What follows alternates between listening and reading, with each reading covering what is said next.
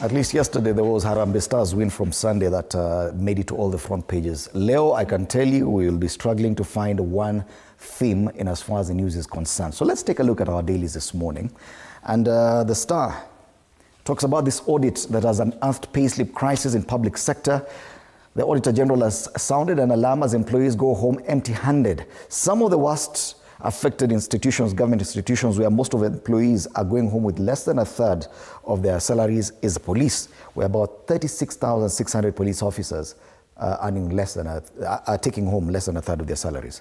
KPLC comes in second, 1,101. SHIF, that replaced NHIF, 625. Judiciary, AFC, not leopards, Agricultural Finance Corporation, EPRA, NITA, NLC, NEMA, KEMRI, PSC, and SRC. These are staff taking home less than a third of their gross pay, which is actually a legal requirement in our labor laws, that you're not allowed to commit more than 2/3 of your salaries to loans. And once all is deducted, including pay, you should take home at least a third minimum. But because of the new deductions, SHIF and housing levy, people had already committed their money to loans. Sasa ikakuja tu ikaingia. Sasa we're already in breach of the law. That story is on pages 4 and 5, and it quotes Nancy Gathungu, the Auditor General of Kenya. Other quick stories on the front page of the Star this morning: parental consent policies fueling teen pregnancies. Na pale chini, long road to justice for girl 8-year-old defiled by a 65-year-old man. And let's read what happened here. The story is on page 3. He took advantage of his mother's absence. Na wasema nini sasa? Nearly 13 years after the crime, the Court of Appeal upheld both the conviction and the sentence. Najaribu kutafuta sentence yake hapa siipati. Ndio nijua alifungwa miaka ngapi. Anyway. Bado justice bado. Bado. Long road to justice. Inasema justice at last. And what is that saying? Nyinyi the Star. All right. So yes, that's the Star. On the back page, Matter Sports, not Chan though. It's Odira fired up. This is a 2-time national women's 800 meters champion. Eyes spark in Silesia DL ahead of Tokyo. That's the Star. And today being a Tuesday, it's not for sale. You can get it for free. And it comes with a complimentary copy of MyGov, pull out for government tenders and job opportunities. Grab yourself a copy of the Star, fresh, independent, different. All right, tukisonga mbele, the Standard, Jogo House was ministry mayhem. Karibu niseme Ministry of Mayhem. Ministry mayhem. It may just as well be. A silent but escalating power struggle is paralyzing the Ministry of Education, where Cabinet Secretary Julius Agamba is being openly contradicted by his two principal secretaries who seem too powerful. From fee guidelines to ghost schools and curriculum policy, the confusion is deepening, leaving parents, students, and MPs questioning who really controls the education agenda. There's so much confusion. Sana sana kwanza ile salary increment, the one that they were promised. Teachers, it's still not reflecting venye inafaa and how they expect it to be. So anasema even if you give them like 500 Kenyan shillings, how is it going to happen? Kuna wale alipata 36 shillings more. Unaona venye najaribu kuignore hiyo 30 bob sababu ni aibu. So tukiangalia ndani the saying that the education sector of course is sinking in a deep maze of confusion as the top leadership cabinet secretary and his two principal secretaries speak at cross purpose, and the CS appears increasingly sidelined by his principal secretaries of course, and much of this is on page 4 and 5. It has been given a very comprehensive coverage. You remember when the CS appeared alongside his treasury counterpart before MPs, and they said, imambo ya free primary education ni kama hatuwezi. The first person to actually contradict him was his PS, Kipto. Yeah. Later, when the PS in charge of university education, Beatrice Nyangala, issued a circular reducing school fees for universities, she said they were going to be effective from 1st of September. CS in another discussion akasema no, it will be 15th of August. Ni kama waelewani, kila mtu anasema mambo yake, lakini meanwhile wazazi na walimu na wanafunzi ndio wanaumia. Wako kama Ministry of Health huko, one mtu akisema ni hivyo. Yes. Hiyo ministry yetu huko. Hustler Fund, an economic sinkhole. The civil society wants Hustler Fund scrapped, citing massive losses, high defaults, and claims of political misuse in a scathing new report. How will it be scrapped off, say?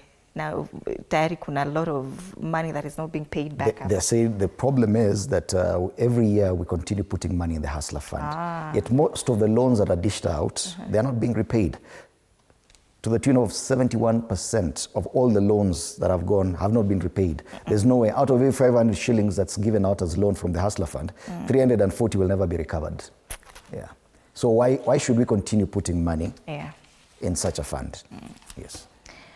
Other stories here, 65 billion shillings debt cripples health fund, and hospitals are owed 65 billion staff salaries delayed, and millions of patients denied care as Shah's shaky finances threaten to derail the universal healthcare dream before it can fully take off.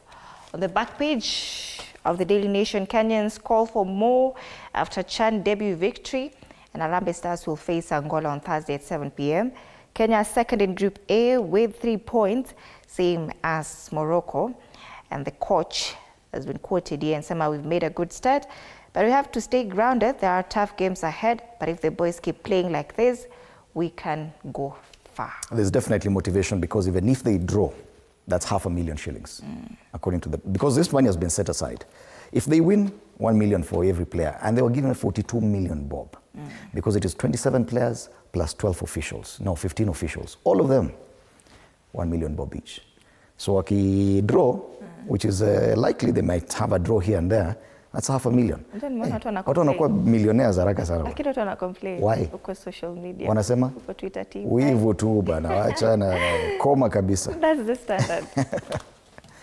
All right. Taifa Leo, na nadhani hapa at least hapa ndo kuna story kadhaa. I like the stories on the front page of the Taifa Leo.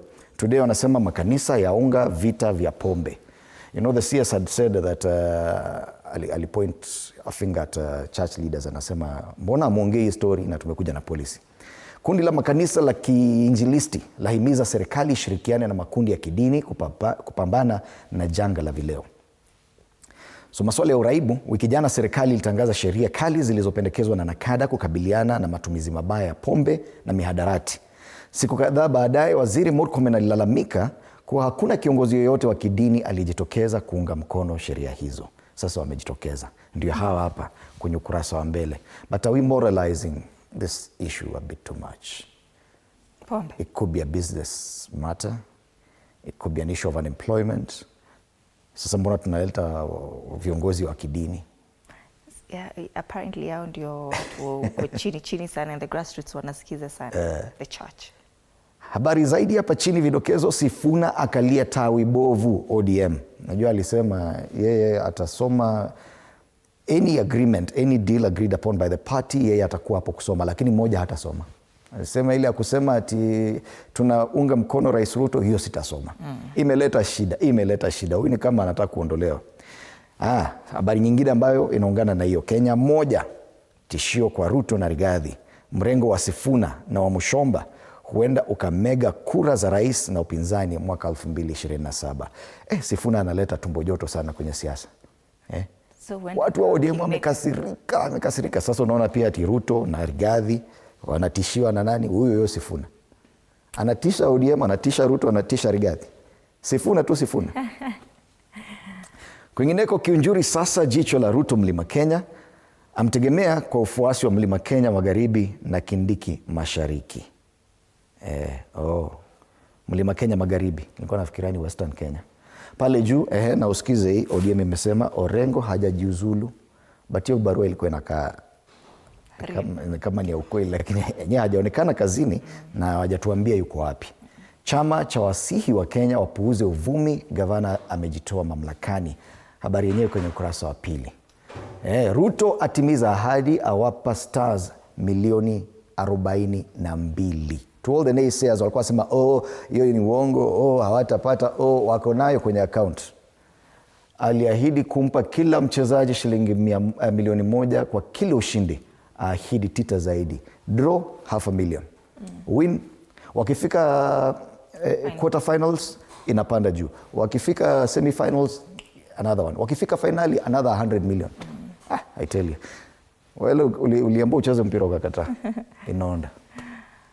Business Daily. How botched expressway tax deals left farm with 7 billion shillings debt.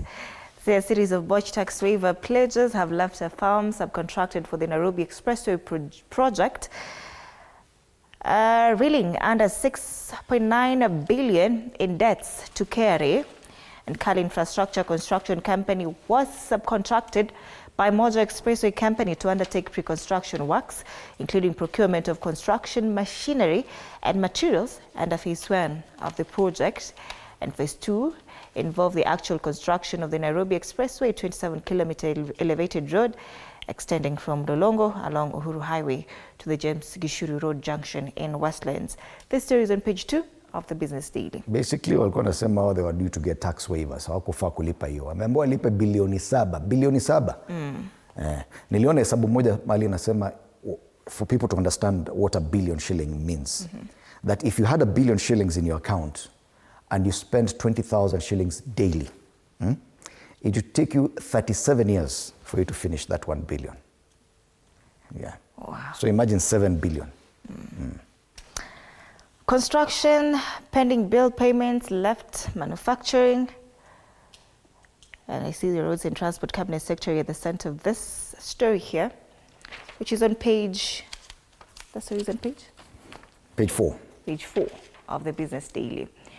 On the ticker, maize prices hit 20-month high. The cost of staple maize has shot up to the highest levels in 20 months on the back of reduced supply this year. Receiver managers allowed to take over Procter and Allen, and the High Court has allowed receiver managers appointed by KCB Bank Kenya to take over the operations of cereal maker, that is Procter and Allen, over a debt of 4.9 billion shillings. All right, and I'm just looking at this maize, because the story is on page 4, because this is good news for maize farmers, especially those from kule kwetu Kitale. The cost of staple maize has shot up to the highest levels in 20 months on the back of reduced supply this year. Data collected by KNBS shows that a kilogram of loose